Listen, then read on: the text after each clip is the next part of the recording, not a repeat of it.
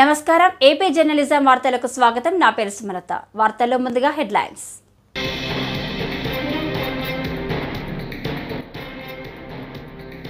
పంచాయతీరాజ్ గ్రామీణ అభివృద్ధి శాఖపై సీఎం చంద్రబాబు సమీక్ష హాజరైన డిప్యూటీ సీఎం పవన్ కళ్యాణ్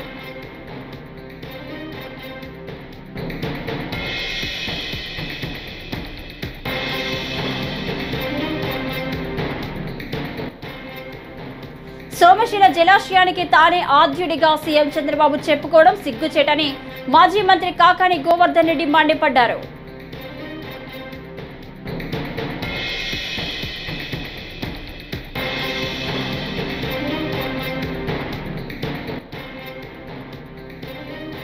ఒడిశాలో కల్తీ మద్యం తాగి 17 మందికి అస్వస్థత, 5గురి పరిస్థితి విషమం.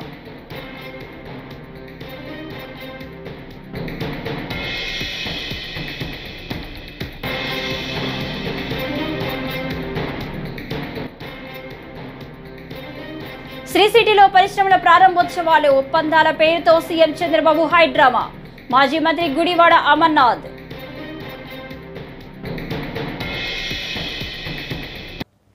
ఇక డీటెయిల్స్ చూస్తే సీఎం చంద్రబాబు నేడు పంచాయతీరాజ్ గ్రామీణాభివృద్ధి శాఖపై సమీక్ష నిర్వహించారు.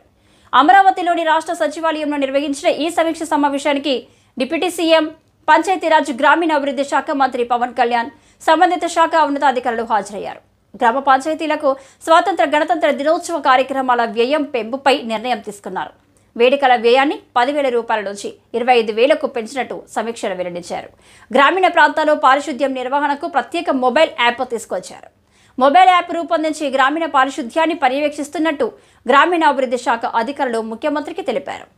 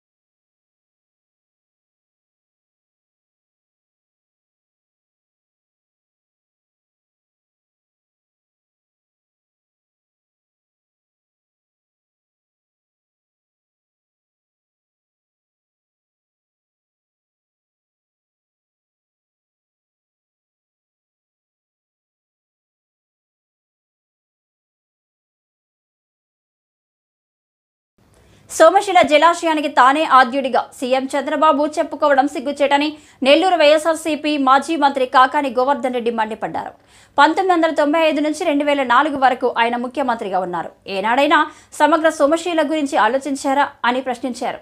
అప్పట్లో 36 టీఎంసీల నీటి నిల్వ సామర్థ్యం ఉండేది. మహానేత వైఎస్ రాజశేఖర రెడ్డి ముఖ్యమంత్రి అయిన తర్వాతే సోమశిల సామర్థ్యాన్ని 78 టీఎంసీలకు పెంచారు.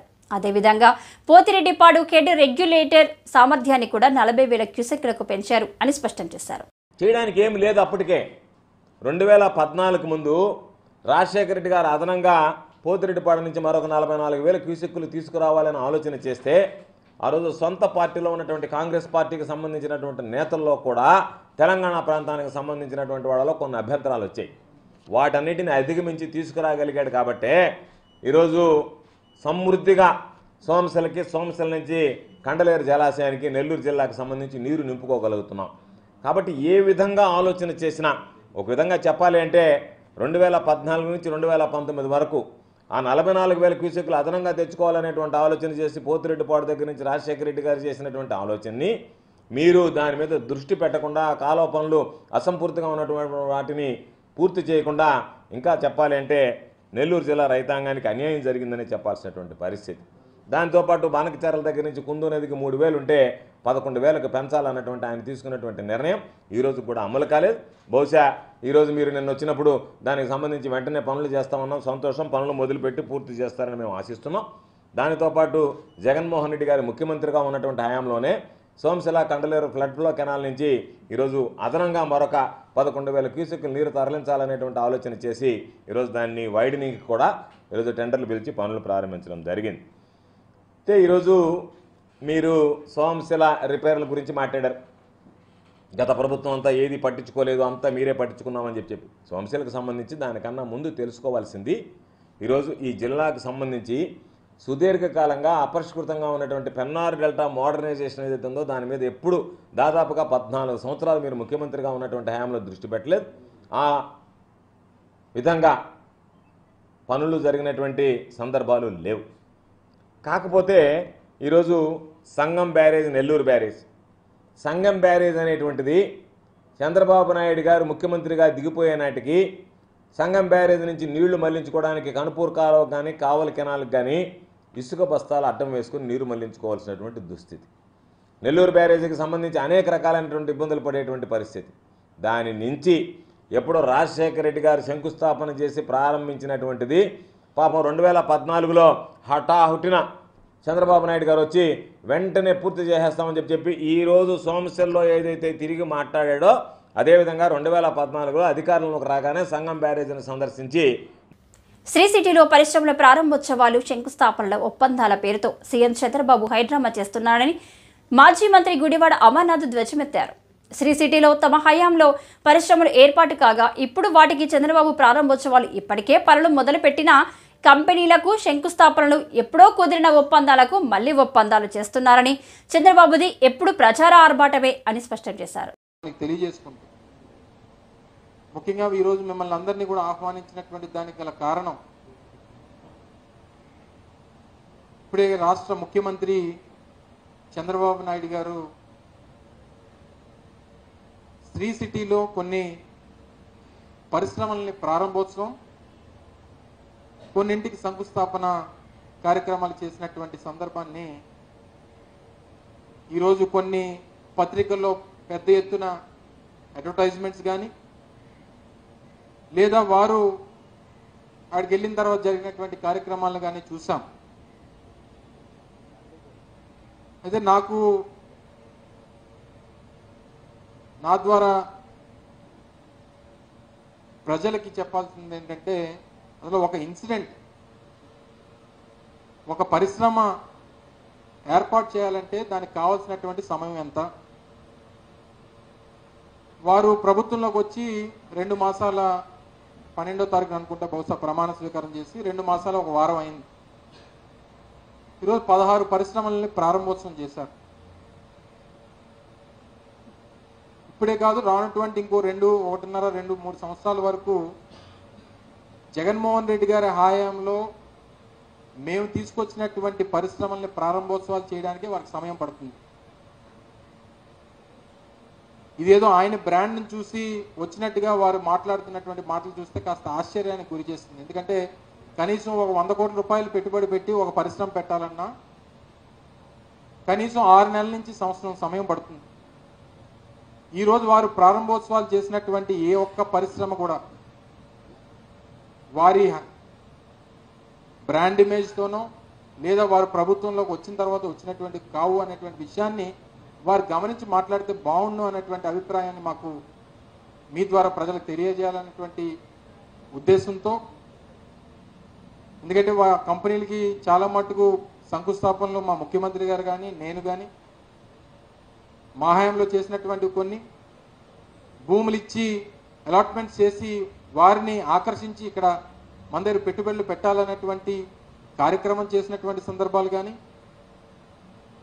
లేదా రానటువంటి కాలంలో ఇప్పుడు కొన్ని శంకుస్థాపనలు కూడా వారు ఈరోజు కొన్ని భూమి పూజలు కూడా చేశారు, వాటికి అలాట్మెంట్స్ కానీ, ఇవన్నీ కూడా జగన్మోహన్ రెడ్డి గారి హయాంలో వారి నేతృత్వంలో వారు ముఖ్యమంత్రిగా మేము ప్రభుత్వంలో ఉన్నప్పుడు చేసినటువంటి అలాట్మెంట్స్ అనేటువంటి విషయాన్ని వారు గమనించాలని చెప్పి సందర్భంగా కోరుతా ఉన్నా. ఒడిశాలోని గంజాం జిల్లాలో కల్తీ మద్యం తాగడం వల్ల అస్వస్థతకు గురై సోమవారం అర్ధరాత్రి 17 మంది ఆసుపత్రిలో చేరారు. కర్బలువా గ్రామానికి చెందిన సుమారు 20 మంది సోమవారం సాయంత్రం మౌండ్పూర్ గ్రామం వద్ద నాటు మద్యం సేవించగా వారిలో 17 మందికి తీవ్రంగా వాంతులు అయ్యాయి.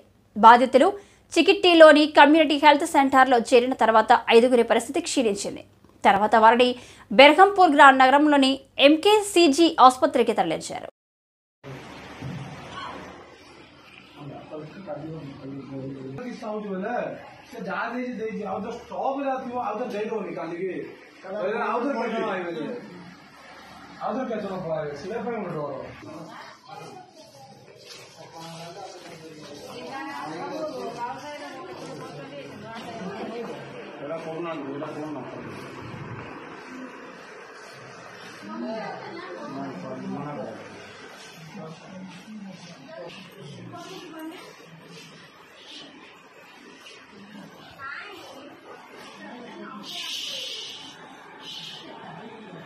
రాయదుర్గం పట్టణంలో ఈ నెల 25వ తేదీ నుండి ఉచిత డిఎస్సి కోచింగ్ సెంటర్ను ప్రారంభిస్తున్నట్లు ఎమ్మెల్యే కాల్వ శ్రీనివాసులు మంగళవారం మీడియాతో పేర్కొన్నారు.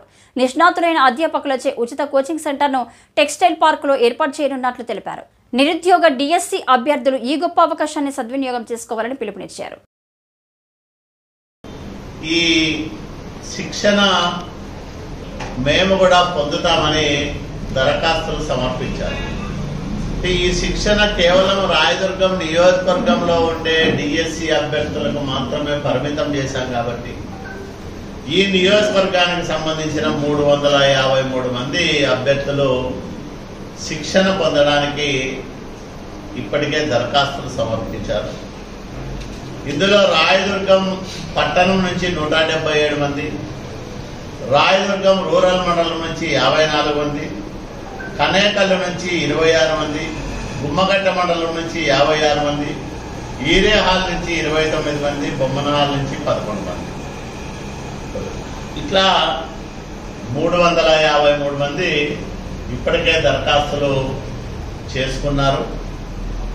వీళ్ళందరితో పాటు ఇంకా 150 మంది వచ్చిన శిక్షణ ఇప్పించాలని మేము అనుకుంటా ఉన్నాం. మొత్తం మీద 500 మందికి శిక్షణ ఇప్పించడానికి ఏర్పాట్లు చేస్తా ఉన్నాం. టెక్స్టైల్ పార్క్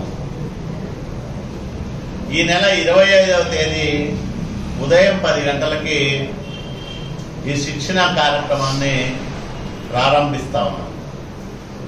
తొలి రోజు తెలుగు పాఠ్యాంశాలను బోధించే అవనిగడ్డకు చెందిన హరీష్ చారి ఆ వారమంతా కూడా పాఠ్యాంశాలు బోధిస్తాడు తెలుగు సంబంధించి. ఎందుకు ముందుగానే ఈ సబ్జెక్టు పెట్టామంటే టెట్ పరీక్షల్లో కీలకమైన సబ్జెక్ట్ కాబట్టి ప్రారంభంలో టెట్కు అర్హత సాధించే వాళ్ళు కూడా కొంతమంది ఉంటారు కాబట్టి వాళ్ళకు బిఎస్సి అభ్యర్థులకు అందరికీ ఉపయోగపడే విధంగా మొదట ఈ సబ్జెక్టును పూర్తి చేయాలని సంకల్పించాం. హరీష్ చారి అవనిగడ్డకు సంబంధించిన అధ్యాపకులు. చాలామంది అధ్యాపకులు అవనిగడ్డ, కర్నూలు, హైదరాబాద్ నుంచి వస్తూ ఉన్నారు. అందరితో కూడా మాట్లాడుతూ ఉన్నాం. వాళ్ళ కన్సెంట్ తీసుకున్నాం. వాళ్ళకు టైం టేబుల్ ఇచ్చాం, ఎవరు ఏ వారంలో రావాలని. వాళ్ళందరూ కూడా ఇక్కడే ఉండి ఒక వారం 10 రోజుల పాటు ఒక్కొక్కరు ఆయా సబ్జెక్టుల దీన్ని బట్టి వాటిని పూర్తిగా బోధించి దానికి సంబంధించిన పరీక్ష కూడా నిర్వహించి వెళ్తారు. మంత్రాలయంలో మంగళవారం తెల్లవారుజామున దాదాపు 2 గంటల ప్రాంతంలో భారీ వర్షం కురిసింది. ఆరాధన మహోత్సవానికి వచ్చిన పలువురు భక్తులు మఠం కారిడార్లో విశ్రాంతి తీసుకుంటున్నారు. కరుణ యొక్క సంజ్ఞలో పీఠాధిపతులు శ్రీ సుబుధేంద్ర తీర్థుల స్వామీజీ స్వయంగా బయటకు వచ్చి ప్రకారం మరియు ప్రవచన మంటపంలో లోపల భక్తులకు నిద్రించడానికి అనుమతించి తలుపులు తెరవమని ఆదేశించారు. ఈ రకమైన చర్యకు భక్తులు తమ ప్రగాఢ కృతజ్ఞతలు తెలిపారు.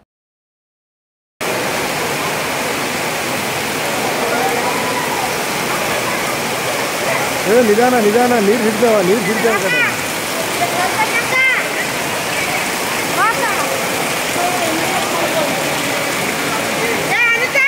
ಹೋಗಿ ಬರ್ತಾರ ಕರೆ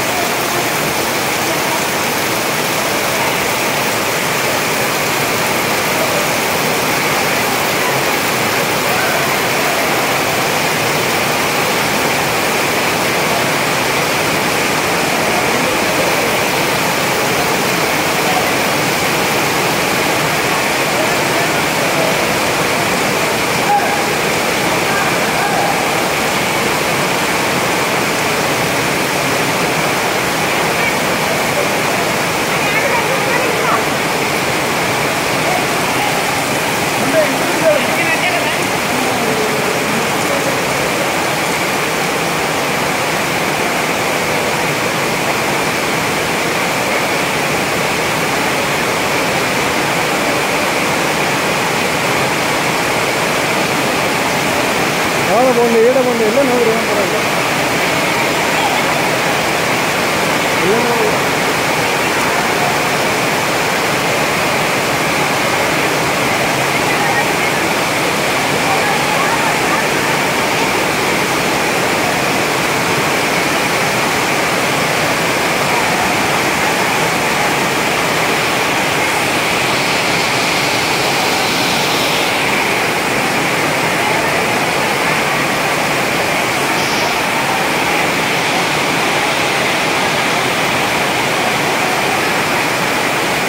పోండి పోండి పోండి పోండి పోండి పోండి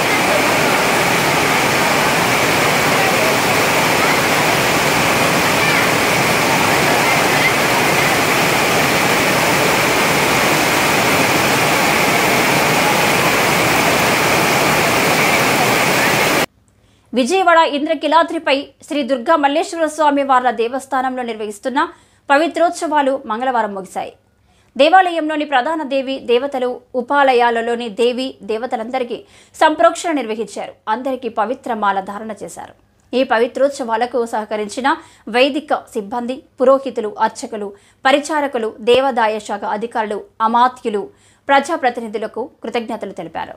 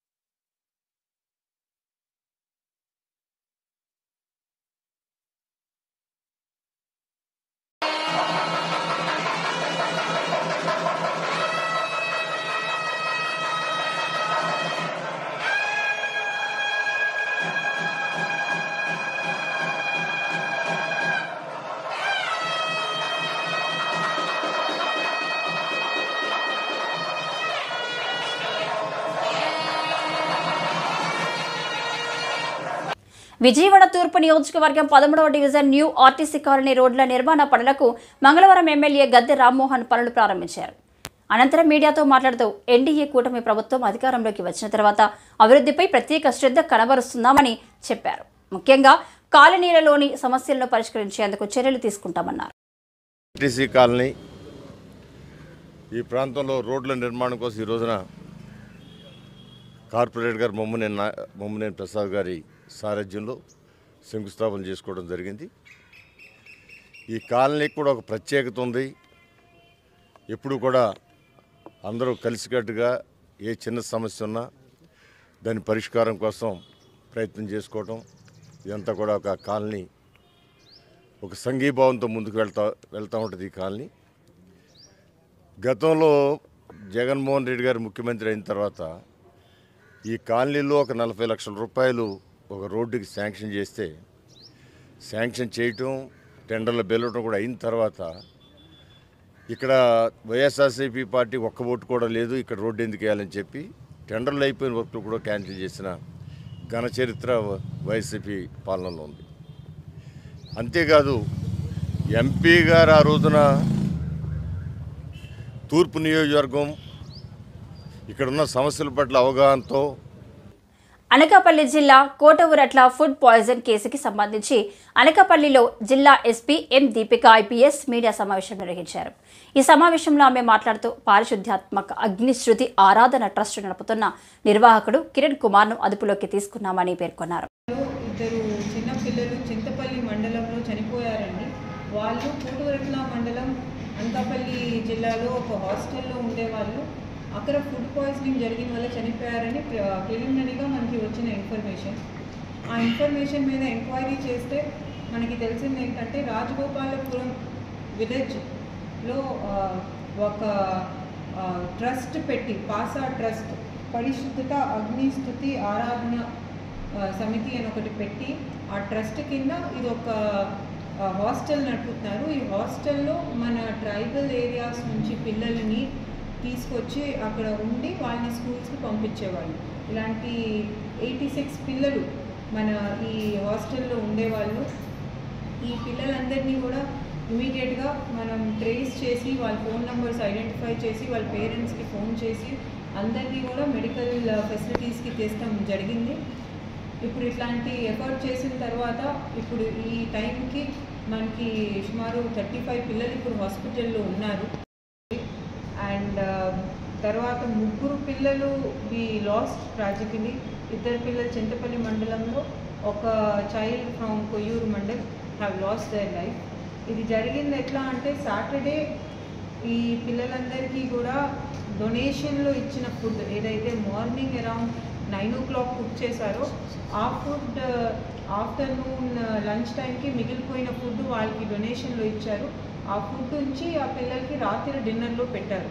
ఆ ఫుడ్లో కొంచెం డికే కంటామినేటెడ్ ఫుడ్ తినటం వల్ల ఈ పిల్లలకి ఫుడ్ పాయిజనింగ్ జరుగుతుంది అని మనం ప్రిలిమినరీగా అనుకుంటున్నాము. ఆ పిల్లలు నెక్స్ట్ డే మార్నింగ్కి వాళ్ళకి వామిటింగ్స్ అలాంటి ప్రాబ్లమ్స్ మొదలైనవి. దాని తర్వాత ఆ పిల్లలకి చికిత్స ఇప్పించకుండా వాళ్ళని ఆ పేరెంట్స్ని పిలిపించేసి వాళ్ళ విలేజెస్కి అయితే ఏజెన్సీ ఏరియాలో ఉన్న విలేజెస్ ఉన్నాయో అక్కడికి పంపించేశారు. సో దానివల్ల ఆ పిల్లల సిచ్యువేషన్ ఇంత సీరియస్ అయిపోయి ఇలాంటి పరిస్థితి వచ్చింది. సో ఇలా చేసినందుకు శ్రీకాళహస్తీశ్వర దేవస్థానం ఆలయంలో పౌర్ణమి సందర్భంగా మంగళవారం ఆలయ అలంకారం మండపం వద్ద సోమస్కంద మూర్తి జ్ఞాన ప్రసూనాంబ అమ్మవారిని సుందరంగా పూలమాలలతో చక్కగా అలంకరించి మంగళ వాయిద్యాలతో మేళ తాళాలతో ఆలయ ఆవరణంలో ఊరేగించారు. భక్తులు విశేషంగా స్వామి అమ్మవారిని దర్శించుకున్నారు.